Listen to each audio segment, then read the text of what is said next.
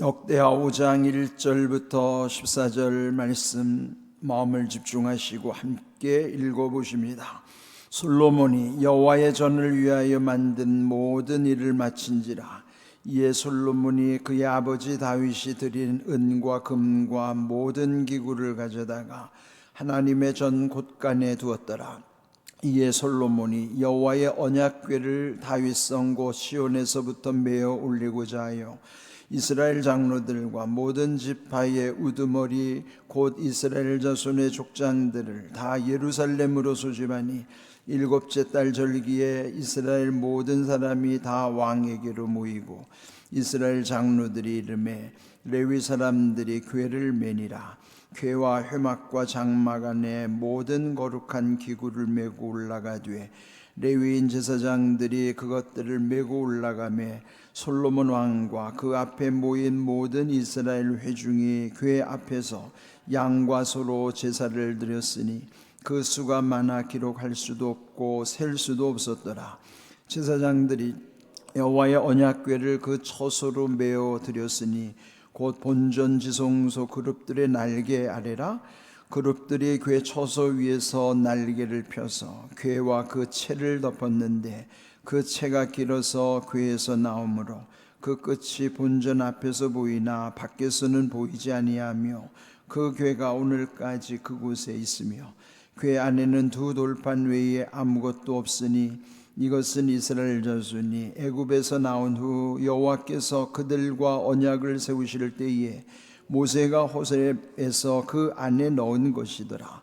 이때에 있는 제사장들이 그 반열대로 하지 아니하고 스스로 정결하게 하고 성소에 있다가 나오매 노래하는 레위 사람 아삽과 헤만과 여두둔과 그의 아들들과 형제들이 다 세마포를 입고 제단 동쪽에 서서 재금과 비파와 수금을 잡고 또 나팔 부는 제사장 120명이 함께 서 있다가 나팔 부는 자와 노래하는 자들이 일제히 소리를 내어 여호와를 찬송하며 감사하는데 나팔 불고 재금 치고 모든 악기를 울리며 소리를 높여 여호와를 찬송하여 이르되 선하시도다 그의 인자 자비하심이 영원히 있도다 하매 그때에 여호와의 전에 구름이 가득한지라.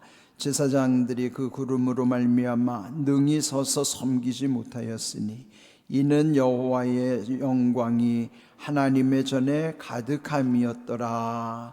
아멘.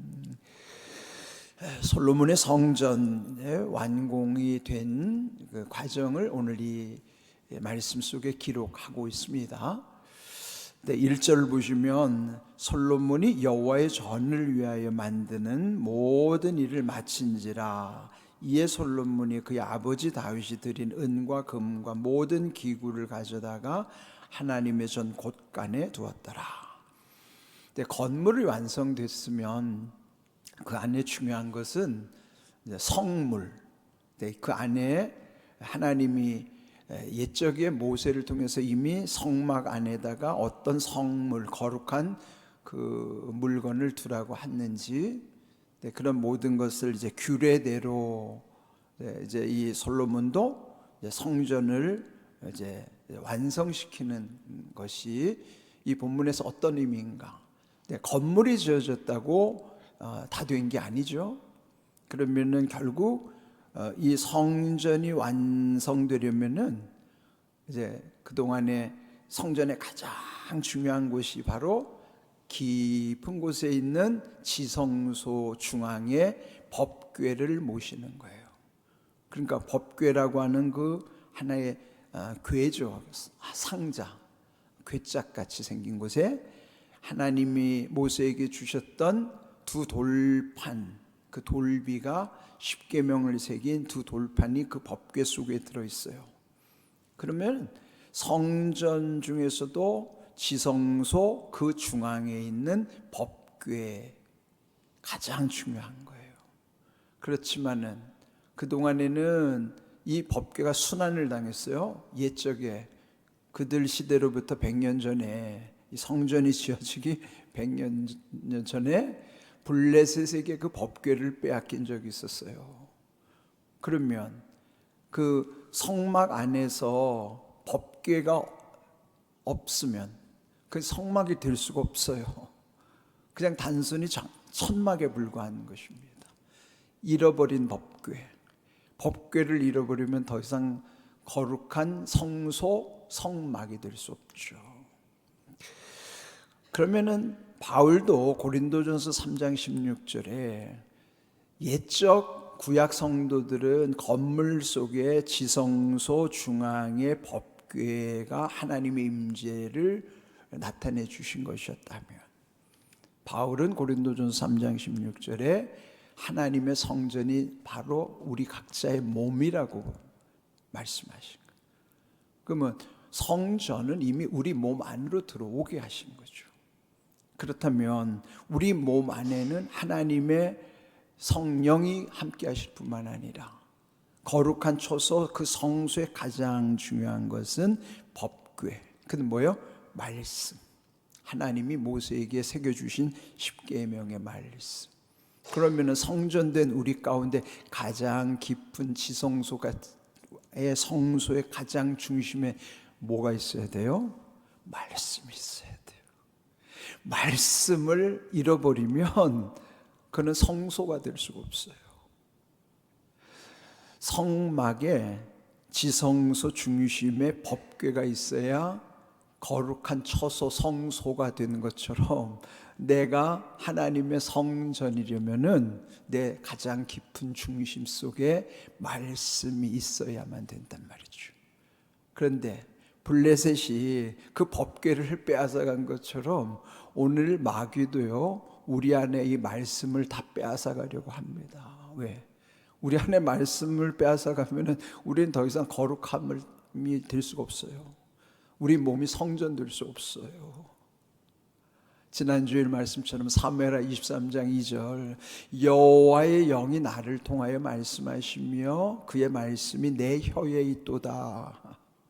내 혀에 말씀이 있으면 내 중심 깊은 곳에 말씀, 즉 법궤가 있는 거예요.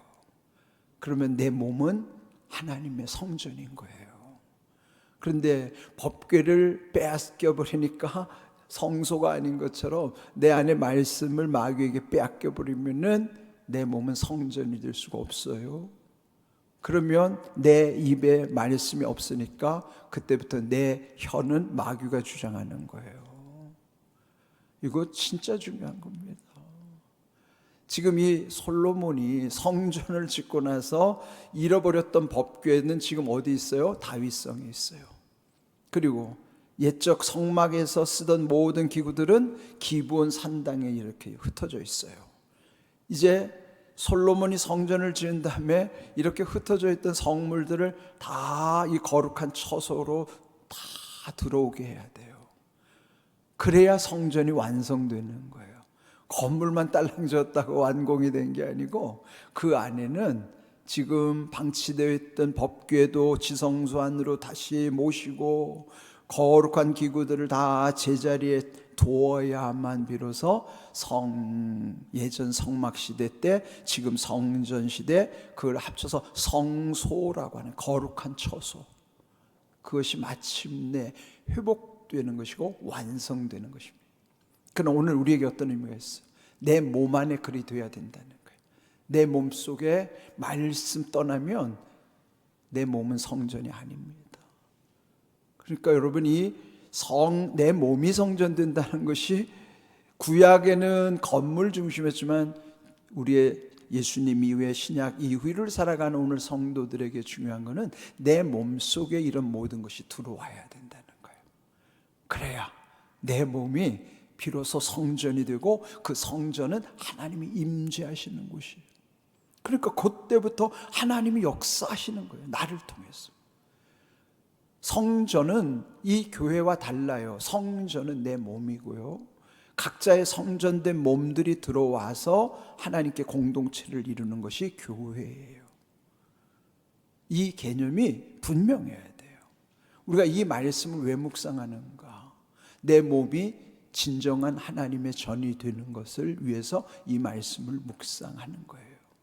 그러니까 지금 여기 이 솔로몬이 건물 지은 다음에 이런 모든 것을 다 안으로 모시는데 제일 중요한 게 언약궤 법궤라고 그랬어요. 2절.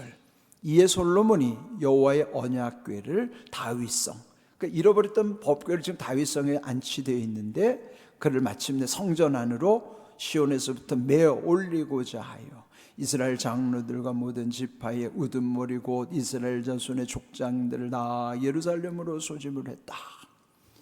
그러니까 다 지금 하나가 되는 것이죠. 그리고 일곱째 달은 나팔절이 있는 달이지만 일곱째 달이 제일 중요한 달입니다. 그때 7월 7일이라고 하는 게 대속죄일을 단 한 번 이 지성소 안으로 대제사장이 1년에 딱 한 번밖에 못 들어가는 날이에요. 그날이에요. 그때가 7월 7일이라고 하는 대속죄일. 그런데 여기도 지금 이 성전을 이제 다 안치하는, 그 안에 들어오는 성물을 안치하는 것도 일곱째 달 절기에 그 다 소집한 다음에, 그리고 거기에 궤를 메었다. 궤와 회막 장막 안에 모든 거룩한 기구를 메고 올라가되 레위인 제사장들이 그것을 메고 올라가며, 다 하나님이 옛적에 명령하신 규례대로 한 거예요. 근데 예전에 법궤, 잃어버린 법궤를 옮겨오다가 그 제사장들이 어깨에 메고 와야 되는데 새 수레를 만들어 편하게 끌고 오다가 그 소가 뛰노는 바람에 그 웃사가 그를 잡는 순간에 즉사했다 그러잖아요. 죽은 거예요. 옛날 옛적 구약은 하나님의 거룩함이 훼손되는 즉시 그 사람은 죽습니다. 지금 우리는 그 왜 죽음이 우리에게 안 온 줄 알죠? 예수님이 십자가에서 이미 우리 죽음을 거기서 끝내주시고 막아주셨기 때문에 우리가 안 죽는 거예요. 안 그랬으면은 지금도 그 거룩함이 훼손되는 곳에는 그대로 죽는 거예요. 지금 우리가 안 죽는 것은 예수님이 십자가에서 저주를 다 받아내셨기 때문에 그 저주가 내게 임하지 않은 거예요. 그러니까 얼마나 은혜 가운데 사는 거예요? 근데 그 은혜를 잃어버리면은 그냥 방종하는 거예요. 여러분, 은혜를 헛되이 여기면 안 됩니다. 우리에게 저주가 끊어진 것은 예수님의 십자가 거기까지밖에 저주가 임할 수가 없었던 거예요. 그 얼마나 큰 은혜입니까? 그래서 먼저 법궤를 모시는 거예요. 제일 중요하니까. 그리고 나머지 모든 거룩한 기구들을 메고 성전 안으로 이제 제자리를 찾게 하는 거예요. 그동안에는 잃어버린 게 방치되고 흩어져 있고, 그러니 그 성소에 잃어버린 것들로 인하여 그 민족이 방황한 거예요. 온갖 저주들이 임하고 말이죠. 그러니까 오늘 우리도 마찬가지입니다. 우리 안에 이 성소, 내 안에 거룩함을 잃어버리면, 훼손당하면요, 그때부터 마귀가 아주 갖고 놀아요. 그거 감당을 못합니다. 그런데 내 안에 성소, 이 거룩함을 잃어버리지 않아요. 말씀이 내 속에 있고 내가 진정한 주님의 몸 성전으로 바로 선다면 마귀는 절대 손 못 댑니다. 그래서 이 성전의 원리가 중요한 거예요. 여러분, 여러분의 거룩한 성소가 훼손당하지 않게 하세요. 그리고 여러분 속에 있는 법궤를 빼앗기면 안 돼요. 네? 법궤, 그게 뭐예요? 말씀이란 말이에요. 말씀을 잃어버리면 안 된다고요. 얼마나 중요한지 몰라요. 자, 이렇게 해서 결국 그 7절을 보시면 제사장들이 여호와의 언약궤를 그 처소로 메어드렸으니 곧 본전 지성소 그룹들의 날개 아래, 그룹 천사들이 그 법궤를 양쪽에서 쫙 날개로 감싸고 있다고 그랬죠. 그리고 그 법궤 안에다 이 지금 두 그 돌비가 있는 것입니다. 그룹들 날개 아래 그 언약궤가 안치되어 있는 거예요.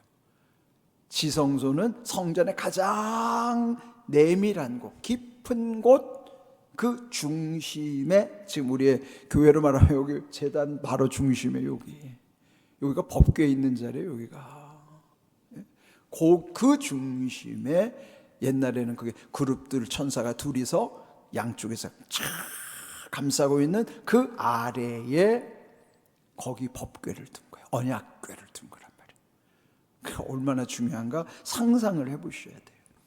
그러면서 9절 그 궤가 그 채가 길어서 채라는 거는 그 언약궤를 이렇게 메고 하는 그 양쪽에서 채 긴 봉을 말하죠.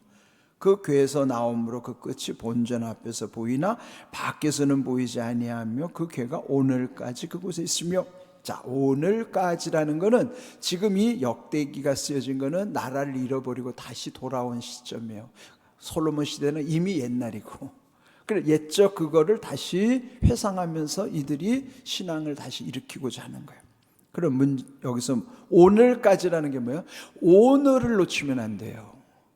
오늘이 뭐예요? 현재. 아무리 과거가 좋았어도요, 오늘이 그걸 잃어버리면 그건 아무 소용없어요. 근데 오늘을 잃어버리면 내일도 없어요, 사실은. 그러니까 오늘이 중요한 거예요.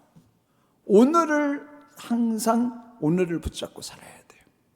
오늘을 놓치면 옛적인 것도 헛된 것이고 미래도 없어요. 그래서 오늘이라는 신앙을 놓치면 안 됩니다.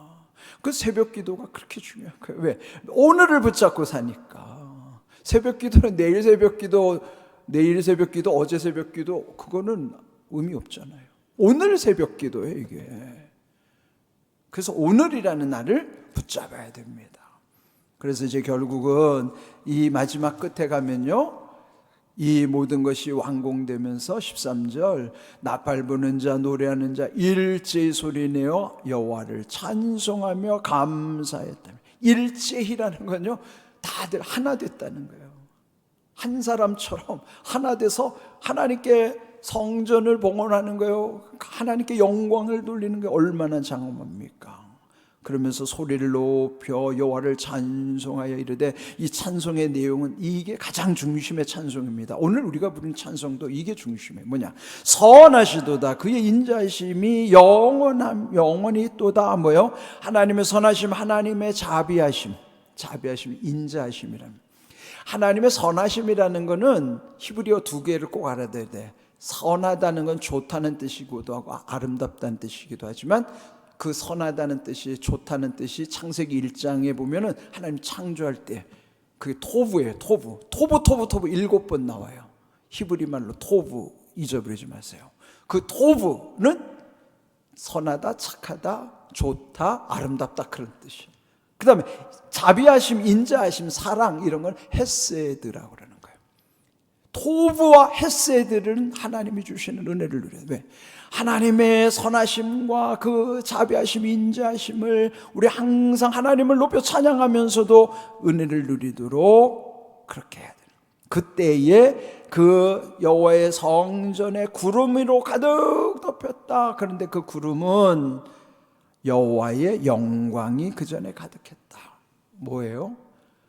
구름으로 덮은 거는 하나님의 영광으로 덮어주셨다는 것을 그들의 눈으로 구름이 덮여진 것을 보게 하시는 거예요.